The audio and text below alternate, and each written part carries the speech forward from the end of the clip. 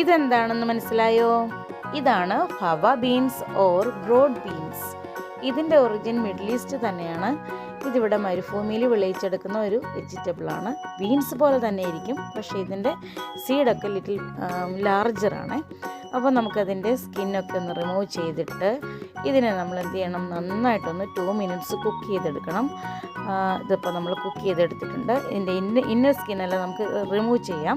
Inner skin മൊത്തം remove ചെയ്തിട്ടുണ്ട്. ഇതാ ഇപ്പോൾ നോക്കിക്കേ, നല്ല ഫൈൻ അതിൻ്റെ ഫ്ലഷ് മാത്രം നമുക്ക് കിട്ടിയിട്ടുണ്ട്. നന്നായിട്ട് വെന്തിട്ടുണ്ട്. ഇനി നമുക്കിതിനെ ഒരു നല്ല അടിപൊളി തോരനാക്കി എടുക്കാം. സാധാരണ നമ്മൾ തോരൻ വെക്കുന്നത് പോലെ തന്നെ എല്ലാ ഇൻഗ്രീഡിയൻസും സാധാരണ തോരൻ വെക്കുന്ന പയറൊക്കെ തോരൻ വെക്കുന്ന പോലെ തന്നെ ആക്കിയിട്ട് ഇന്നത്തെ നമ്മുടെ വിഭവങ്ങളൊന്ന് നോക്കാമേ. നമ്മൾ ചോറിൻ്റെ കൂടെ ഈ ഫാബ ബീൻസ് ഉണ്ട്, നമുക്ക് നല്ലൊരു ആന്ധ്ര അച്ചാറുണ്ട്, മാങ്ങ മുഴുവനായിട്ടിട്ടൊരു അച്ചാർ നാട്ടിൽ നിന്ന് കൊണ്ടുവന്നാണ്, ചമ്മന്തി, അതുപോലെ തന്നെ മത്തിക്കറി. ഇത്രയാണ് നമ്മുടെ ഇന്നത്തെ വിഭവങ്ങൾ. അപ്പം വളരെ സ്വാദിഷ്ടമാണ്. ട്രൈ ചെയ്യൂ.